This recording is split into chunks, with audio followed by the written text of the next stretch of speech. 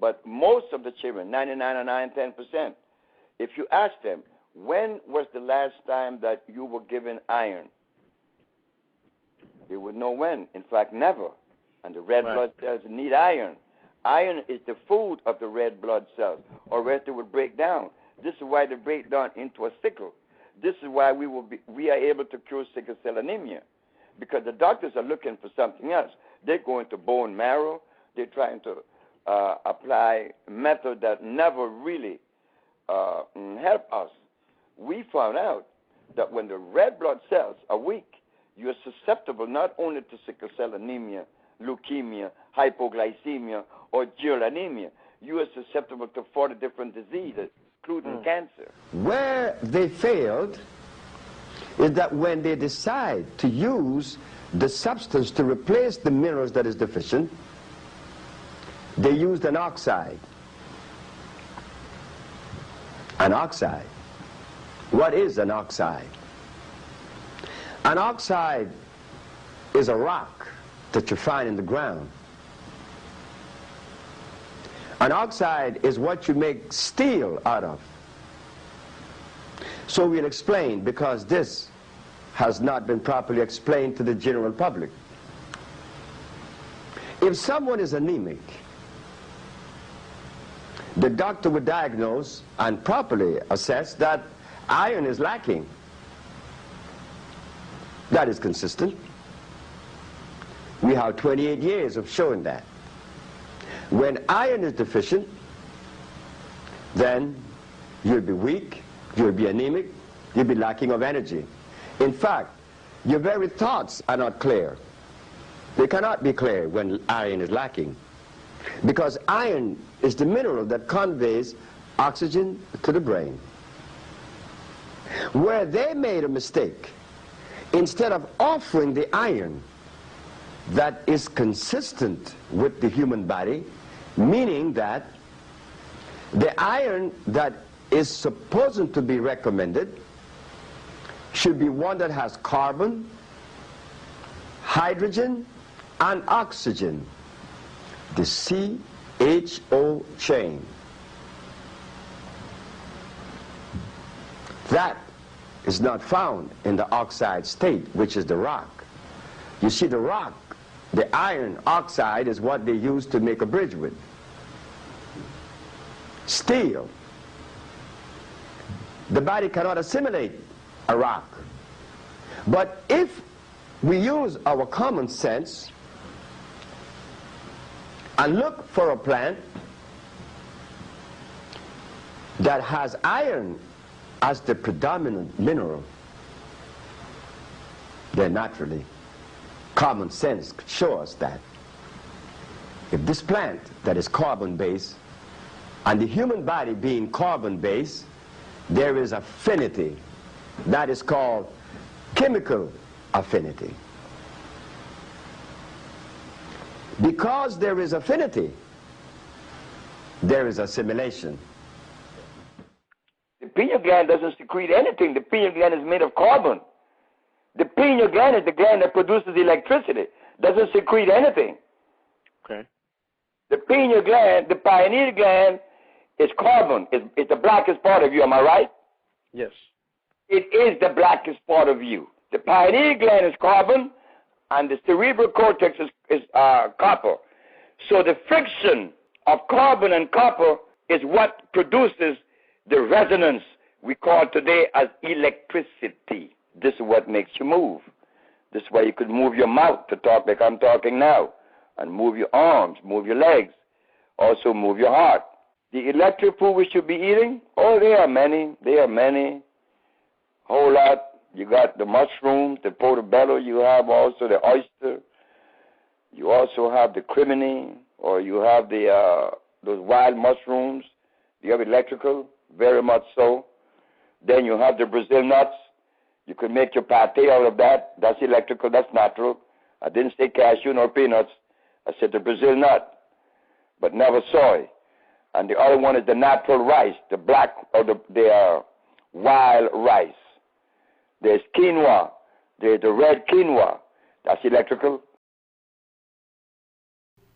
We know that the central nervous system depends on what? The central nervous system depends on copper and carbon. Why? Because the brain is copper and carbon. It produces electricity. If you were to visit an electrical plant, whether in Nevada or in your automobile, just open your generator.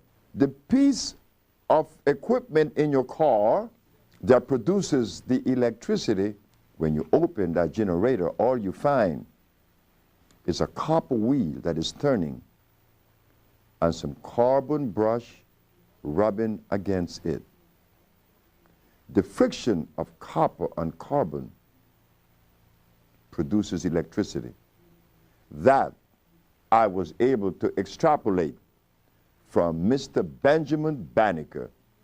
It was then that I realized that for me to adequately nourish the brain, I had to find those substances. When we talk about iron, we have to be very careful. Why? Because there are two forms of iron. One that is ferrosulfate. That iron would cause you to bind and prevent you from using the toilet. But the other iron is a vegetable iron, one that is obtained from plants, such as the sarsaparilla, the burdock, the yellow dock, such as the one that we get from Honduras, the guaco, the contribu, the hombre grande.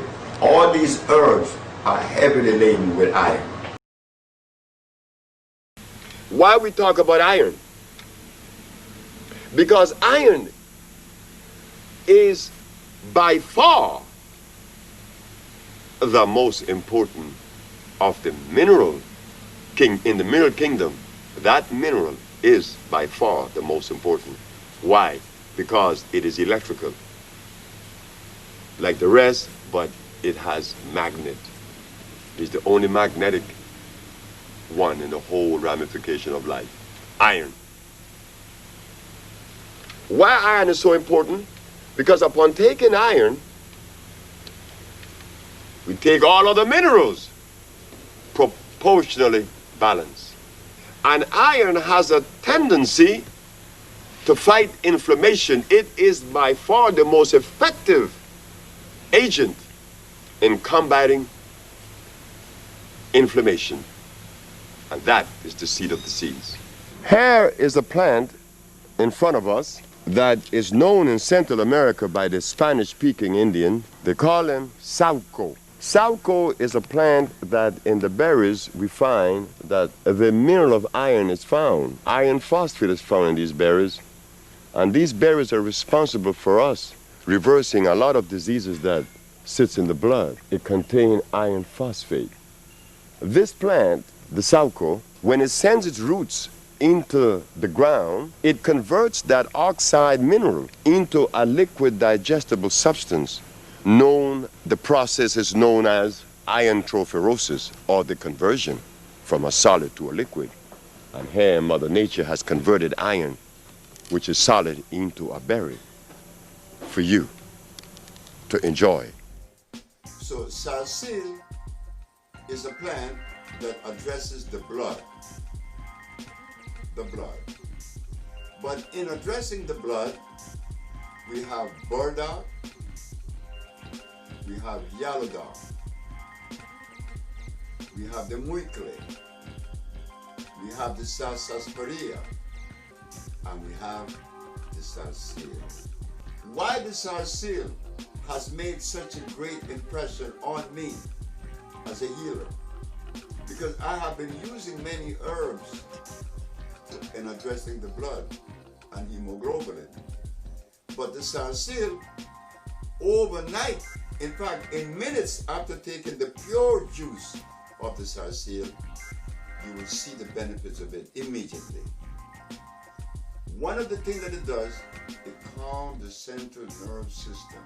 Ionization calms the central nerve system. It feeds it. Besides, ionization gives you energy. It is a spark plug of the body. Third, the greatest cleanser you ever had. in your body is iron. The sarcelle being the end product of the plant that carries the highest concentration of iron, which is the sarsaparilla. And this is the berry. If the sarsaparilla is the highest concentrated plant with iron, think about the berry of it. Here it is, the sarcelle, the most powerful agent in reference to iron and energy. That's why we would like for you to come to Honduras between the month of August the 15th until November 15th. Why? Because that's when the plant is in bloom, and you can ionize yourself in less than a month. So, yes, ionization is necessary. It strengthens the immune system, and we've been deprived of it for 500 years. Thank you. We have very low sun exposure in Europe.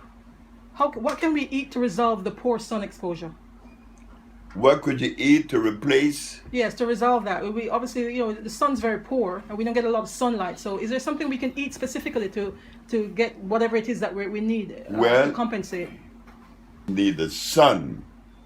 I mean, when he gets into the sun after being in the cold, oh, his body feels it immediately. I mean, immediately. Yes. What does that mean? That you didn't belong there. But since you're there, what could you take to replace that? Lots of iron. Lots of iron. Iron is the spark plug of the body. You could take all the calcium, all the phosphorus, all the zinc, all the stuff that they tell you, protein and inositol. If you didn't take iron, you didn't take anything that's going to function right. Iron, you could take iron all by itself and forget about the rest, and you're back in 1,000. Why? Because iron is magnetic. It draws every other mineral to it. It's electrical. Heavily charged. All of us need iron. We've been deprived of it for 500 years. That's why anemia is so high. Sickle cell anemia? Yes. We all suffer traits of it. Why? Because of the deprivation of iron. But it has to be iron phosphate, not ferrous sulfate. It's a difference. One is an oxide, that's ferrous sulfate. Iron phosphate is a vegetable, is a cinnamon. Greetings, brothers and sisters. Our iron fluorine loose leaf tea is available at eattolivenottoDie.com. And please don't forget to visit Dr. Sebi's son's website, bolingobalance.com. His inventory contains many products, including tonics that are high in iron. We respect the fact that he continues the work of his father, and for this, we honor him. Please subscribe to our monthly subscription page, where you will have exclusive access to never seen before recipe videos, past and present workshops, podcasts, and much, much more. Content will be uploaded to the members only page every 2 weeks, accessible only to those who have subscribed to the People's Package. Subscribe and become a member today at eattolivenottoDie.com. And please don't forget to subscribe to our YouTube channel, ETL NTD. Love.